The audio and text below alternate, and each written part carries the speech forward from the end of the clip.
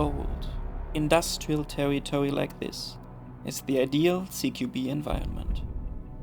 Narrow passages and many possible spots for an ambush make playing on those fields a special experience. Airsoft grenades can be a very useful gadget to move the game on in stuck situations, or to clear an entire room for your team. In this video, I'd like to compare some of the most common grenades on the market and share my experience with every single one of them to help you make an individual choice by your own preferences. Let's go.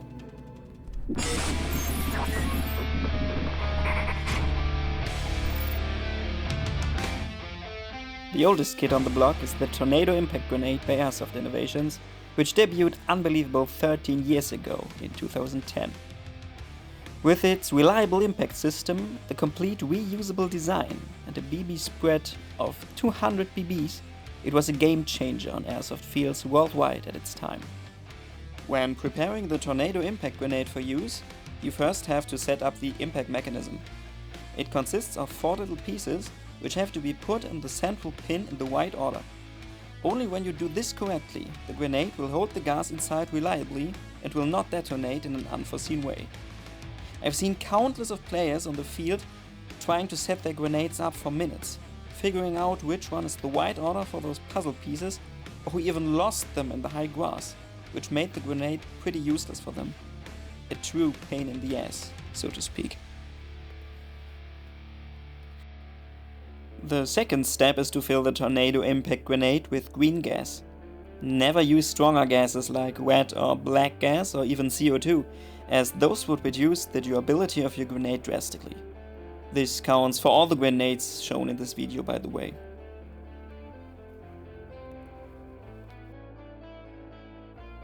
Filling the BBs into the 2 designated channels was not the easiest thing to do back in 2010. You had to hold your speed loader in the right angle to push the BBs inside the grenade, otherwise they would clog easily. But with some practice, it works out just fine.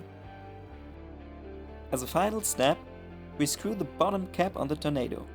Now the gas can be directed right into the BB ports and create some nice spread. When throwing the grenade, just pull the pin and then let the Tornado drop on a solid surface. Let's go!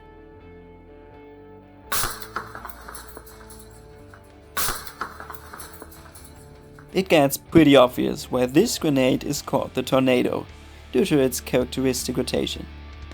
Sum things up, the Tornado Impact was a milestone in the development of airsoft grenades, but had its issues in terms of usability.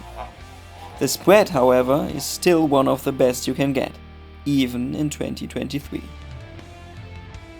About 10 years later, Airsoft Innovations came up with the Tornado 2 timer grenade, which is based on the same technology used in their 40 mic and master mic grenades, called the Quantum Drive.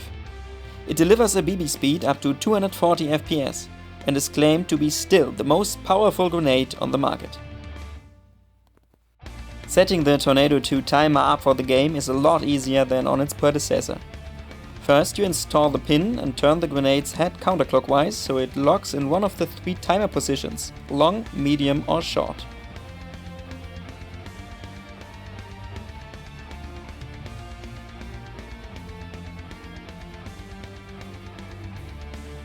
Once that is done, you fill in the green gas. There's no need to screw an end cap on anymore.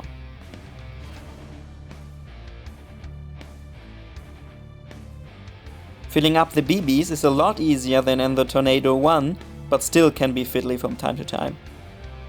It can help to turn the rubberized latch, which secures the BBs in place a little, so they find their way into the grenade better. As this is a timer grenade, there's no need to throw it, although you can do so of course if you want. With its delayed trigger mechanism, it can also deploy on soft ground like grass or woodland floor without any problems. The typical spin of the Tornado series is well recognizable again and lets the grenade rotate even longer. With its noticeably increased power and the aluminium body, the Tornado 2 is a huge step forward from the Tornado Impact. The usability also got a lot better over the years. The clear downside is the price. You pay around $130 for one of those, even on the used market, as both grenades are not in production anymore. Let's switch over to the Storm Airsoft D-Tonator. To be honest, this grenade is a little mystery to me. It appeared on the market in early 2022 and is also known as the Matrix Typhoon in other countries out of the European Union. This grenade comes in a very compact size and does not need a splint pin to pull. One more part that can't get lost. Preparing the grenade is as easy as it could be.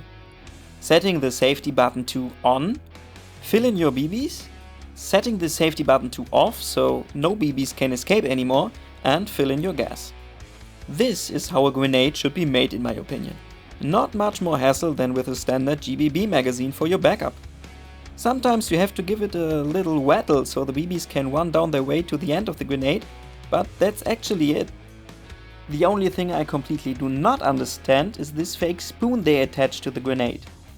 Maybe I'm too dumb to get it, but does this thing have any use? I'm afraid the only thing it can do is to fall off after a couple of throws, so why not simply leave it out? To use the Storm Detonator grenade, just switch the button back to on, give it a throw and hit your opponents.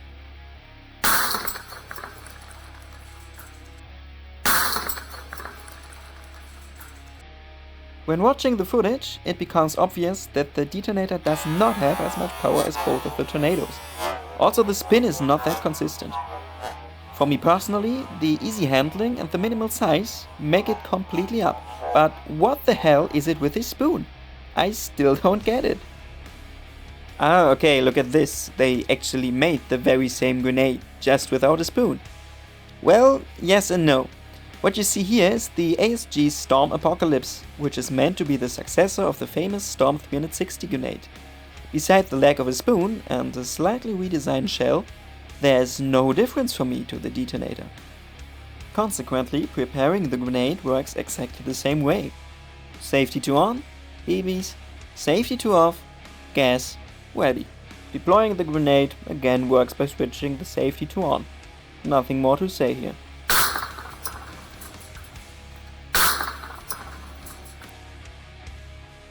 Because the Apocalypse bounced out of camera vision so quickly, I'd like to show you a second deployment here. Due to its extreme easy handling, the acceptable BB spread, the durability, the size and the neck of the spoon, this Storm Apocalypse is my personal grenade to go.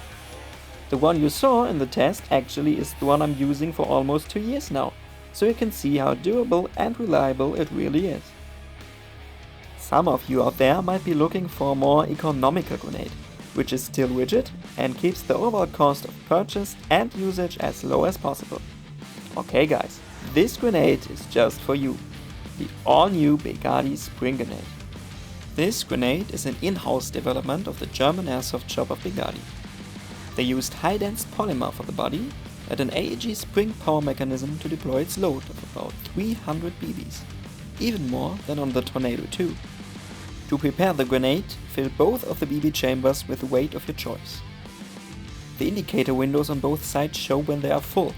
Due to the light conditions, I show you a better photo here.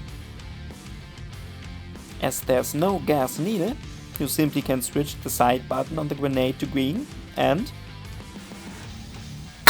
yeah, that can happen sometimes. But fortunately, Begadi has brought up a simple solution to this issue. With the included Allen key, you are able to set the trigger sensitivity to the desired level. It needs a little bit to find your personal sweet spot, but once you found it, you're ready to go. I think for the price of only $30, the Begadi grenade can be worth a second look.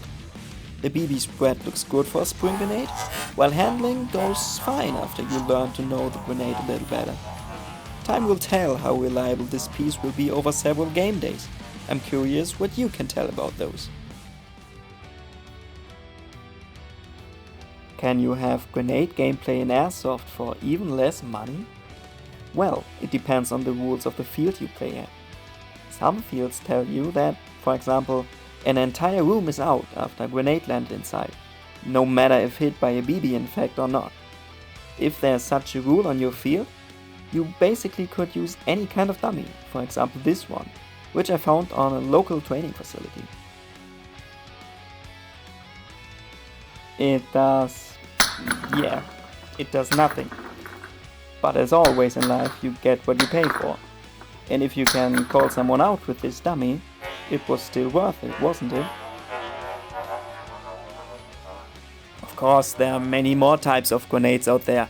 This was just a short overview of my favorites I wanted to share with you. Which one is your airsoft grenade of choice? Or do you prefer playing with your rifle instead? Looking forward to your comments, guys. So long, have a good one.